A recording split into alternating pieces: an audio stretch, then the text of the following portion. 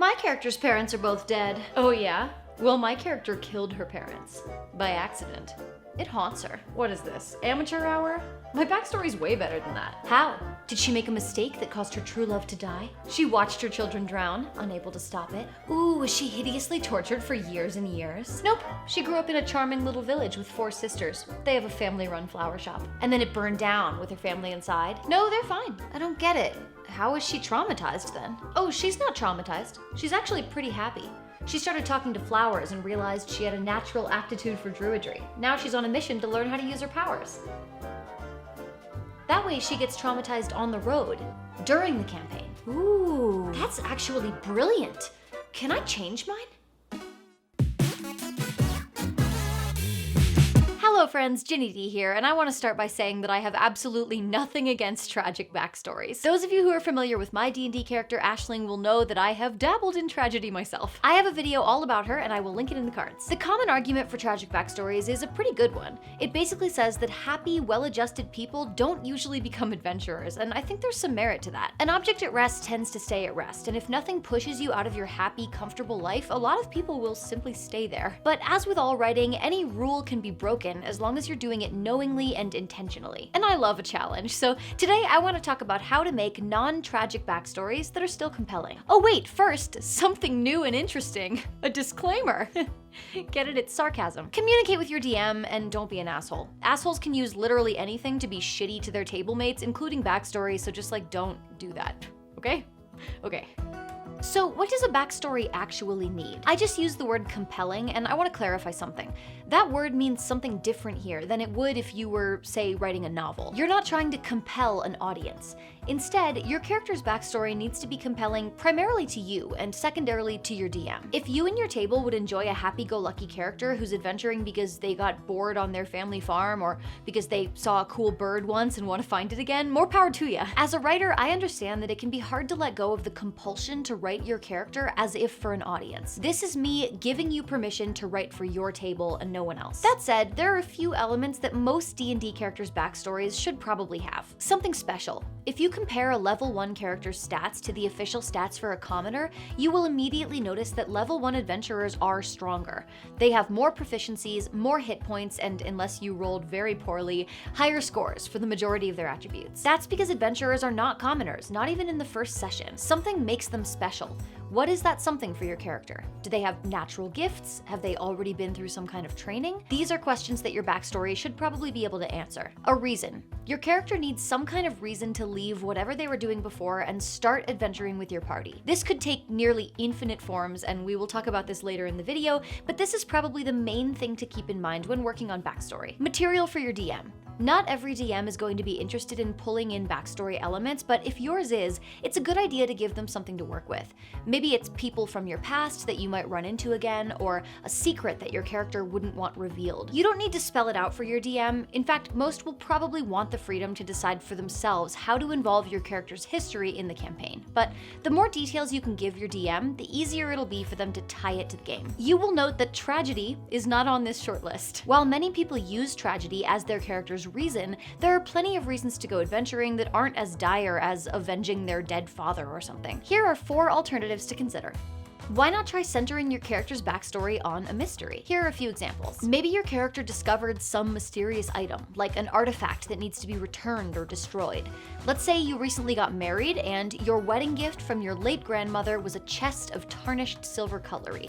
The chest has a false bottom, and beneath the forks and knives, you find a crumbling ancient map. Was this perhaps the gift that your grandmother actually wanted you to have? You're determined to follow it and find out. Or maybe your character has spent their whole life wondering about some mystery, like what became of their mother's nomadic tribe after all, or why they've always had an unusual scar. Imagine that you were born with stark white hair and natural magical powers to a family of dark-haired farmers. On your 18th birthday, you have a vision of an old woman who looks like you, standing in the waters of the ocean that you know lies many leagues to the north.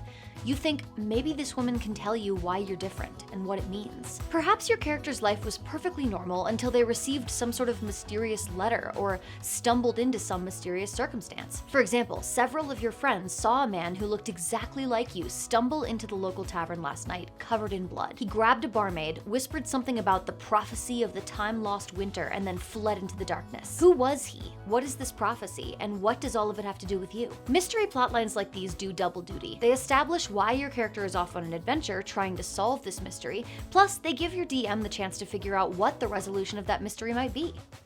This one seems kind of obvious to me, but very few people seem to actually use it to motivate their characters' adventures, and that is ambition. What better reason to leave their comfortable home and do risky, extreme work than in pursuit of some lofty goal? Maybe your character wants to achieve something, to prove themselves. They want to be the best hunter their village has ever produced and take down an adult dragon. Or they want to be selected to act as a spy for the crown and need to become an expert agent in order to do so. Your orc clan chooses their ruler through hand-to-hand combat, and you have always dreamed of being the next leader. So you're off on a quest to hone your combat prowess and will only return when you're the strongest and most deadly version of yourself that you can become. Or perhaps your character wants to be famous and achieve renown. They're tired of making tonics and charms for villagers. They want to be an incredibly powerful wizard who can shape the course of politics and history. They want to be the most famous bard anyone has ever seen, welcome in taverns and royal courts both. For example, you're an artificer who knows you have better invention ideas than anyone, but no one here recognizes your genius. Only by traveling the world, making connections, and showing off your work can you achieve the fame that you deserve. I do think it's a good idea to ask yourself why your character has these ambitions, because there might be something a little deeper there that you can explore. But also, there doesn't have to be. Your character is allowed to just be ambitious, as a personality trait. If your character has some sort of skill or expertise that they want to acquire, they may not be able to acquire it at home.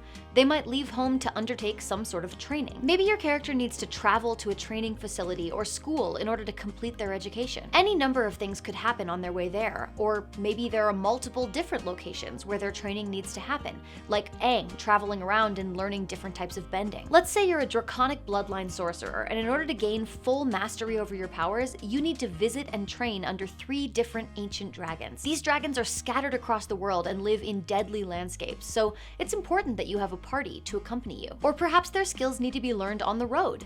A cleric might be sent on a mission to spread the good word of their god and convert new followers. Maybe you're a druid whose circle has sent you on a traditional coming-of-age journey in which you travel all around the world cataloging beasts until you've built a library of 100 creatures you can wild shape into. When this journey is complete, you are tested, and then you receive the official title of Master Druid. This could very easily cross over with the ambition concept, because achieving your ambitions is often accompanied by some sort of self-improvement.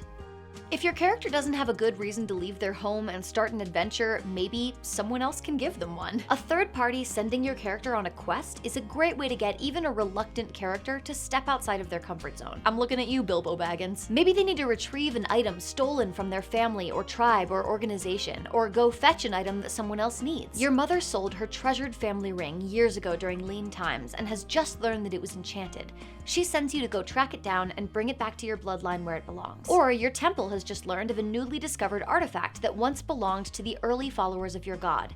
You've been sent on a pilgrimage to retrieve it and bring it back to the temple where it can be preserved and hallowed. Or perhaps your character owes a debt and now needs to repay it. They made a deal years ago and promised someone a favor, and now that person is cashing their favor in. Imagine you went to a prestigious magic school and you never understood how your parents were able to afford your entry. But at your graduation, an ancient sorcerer appears and tells you that now that your education is complete, you owe him a year of service, fetching ingredients and running errands for him. Maybe your character is already someone who does odd jobs for pay, and they are suddenly sent on a much bigger job than normal, perhaps escorting a person from one place to another, or fetching or delivering a valuable item over a long distance. And of course, for clerics, paladins, and warlocks, their god or patron can command them to undertake a quest anytime. Look, if you want your character to be wrestling with deep trauma or filled with deep-seated guilt, that is your choice. Tragic characters can be interesting, moving, cathartic, and dare I say it, even fun to play, but I don't like the idea of anyone feeling boxed in creatively. So if you aren't into tragic backstories,